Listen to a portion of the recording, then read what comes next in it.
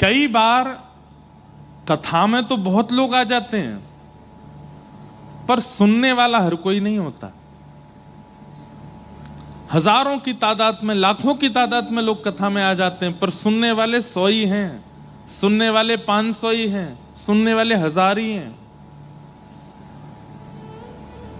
जो कथा श्रवण करके सुन रहा है, समझ रहा है और परिवर्तित हो रहा है, वही श्रोता है। उसी के इष्ट की कृपा है, उसी के गुरु की कृपा है, उसी के पूर्वजों की कृपा है। विद्यार्थी तो हजारों जाते हैं विद्यालय में, पर श्रेष्ठ विद्यार्थी गिनती के ही होते हैं जो पढ़ाई में अच्छे होते हैं। क्लास में तो बहुत सारे बच्चे बैठते हैं, पर एग्जाम पास आउट करने वाले कुछ ही होते हैं। ठीक वैसे ही कथा में भीड़ कितनी ये बड़ी बात नहीं, सुनने वाले कितने। और जो सुन रहा है, जो समझ रहा है और जो लागू कर रहा है जीवन में, उसके इष्ट की कृपा है, उसके पूर्व जन्म का भाग्य उदित हुआ है, उसके गुरु की कृपा हुई है, उसके पिता माता की कृपा है। इसलिए परिवर्तन की इच्छा से यदि कथा में आते हैं, भगवत दर्शन की इच्छा से कथा में आते हैं, जीवन सुखद और अनमोल है ऐसा मान करके कथा में आते हैं, तो पूर्व आइए, अपने गुरु को प्रणाम, अपने इष्ट को प्रणाम, अपने माता पिता को प्रणाम, अपने गुरु मंत्र का जप, हनुमान जी को प्रणाम, क्योंकि मुख्य श्रोता भागवत जी के, रामायण के हनुमान जी। यत्र यत्र रघुनाथ कीर्तनम तत्र तत्र कृतमस्तकांजलिम बाष्पवारि परिपूर्ण लोचनम मारुतिम नमत राक्षसांतकम। हनुमान जी हैं प्रमुख श्रोता, उन सबको वंदन कीजिए, पहला नियम। दूसरा नियम, पहले दिन जहां बैठे हैं प्रयास कीजिए 7 दिन तक वहीं बैठो। कई बार क्या होता है, इधर देखो, माताएं कह रही हैं देख मेरी जगह है, यहां मत बैठ जाना। हमारी बात सुनो, उसके पीछे कारण क्या है? वक्ता कई बार आपसे आई कांटेक्ट करता है, कई बार आपको देखता है, और ऐसा मैंने अनुभव किया है कि व्यास मंच पर बैठ के जैसी कथा प्रारंभ होती है ना, वक्ता और श्रोता एक दूसरे के मन के भाव समझने लग जाते हैं। अब श्रोता यदि स्थान परिवर्तित करता रहता है, इधर उधर कहीं भी बैठता रहता है, तो वक्ता से उसका जो कांस्टेंट एक लगाव है वो नहीं बन पाता।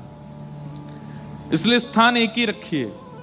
कई बार आप बेमन से कथा सुन रहे हो, लेकिन स्थान एक ही चुना 7 दिन तक, तो भी कथा बहुत हद तक आपके चित्त में चली जाएगी।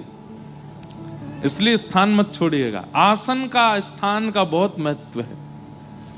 आज चुन लीजिए, और हो सके तो बगल वालों को बोल दो कल मैं यहीं बैठूंगा। और कोई बुराई नहीं इसमें। अपना आसन संग लाइए, उस पर बैठिए। हाँ बस ठीक है, हो गई बात, सुनो अब कथा। दूसरा नियम। तीसरा नियम, जिज्ञासाओं के बगैर कथा मत सुनिएगा। वो बात अलग है कि आप पूर्व में इतने रसिक जनों की, संत जनों की कथाएं सुन चुके हैं कि अब आपके चित्त में कोई जिज्ञासा नहीं है, तो बहुत अच्छी बात है। मन में कोई अभिलाषा नहीं है, कोई प्रश्न नहीं है, कोई जिज्ञासा नहीं है, तो बहुत अच्छी बात है। लेकिन अगर है तो उसको धारण करके कथा श्रवण कीजिए। जिज्ञासा कोई संसारी नहीं होनी चाहिए। जिज्ञासा भगवत संबंधी, शास्त्र संबंधी, धर्म संबंधी और जीवन संबंधी होनी चाहिए, कल्याण संबंधी होनी चाहिए। जिज्ञासा धारण करके कथा सुनिए, और 2 दिन तक प्रतीक्षा कीजिए। यदि जिज्ञासा का समाधान अपने आप मंच से हो जाए तो अच्छी बात। यदि मंच से आपकी जिज्ञासा का समाधान ना हो तो 2 दिन बाद कहीं लिख करके मंच पर भिजवाइए। आपके जो प्रश्न हैं, जो जिज्ञासा है, आने से पूर्व यहां दीजिए, हम आके पढ़ लेंगे। अगर गुरु कृपा से उत्तर आता होगा तो आपको देंगे, नहीं तो अपने गुरुजनों से पूछ करके आपको उत्तर देंगे। जिज्ञासा धारण कीजिए। हमारे शास्त्र आज्ञा करते हैं कि ज्ञान जिज्ञासा के पात्र में ही टिकेगा। यदि किसी के चित्त में जिज्ञासा का पात्र नहीं है तो उसका ज्ञान टिक नहीं सकता, वो बह जाएगा। भाई रस अगर उड़ाया जा रहा है, पात्र होगा तो रस रख लोगे, अब खाली हाथ होगे तो रस में नहा लोगे, रस को ऊपर ले लोगे, पर थोड़ी देर बाद वो रस चला जाएगा।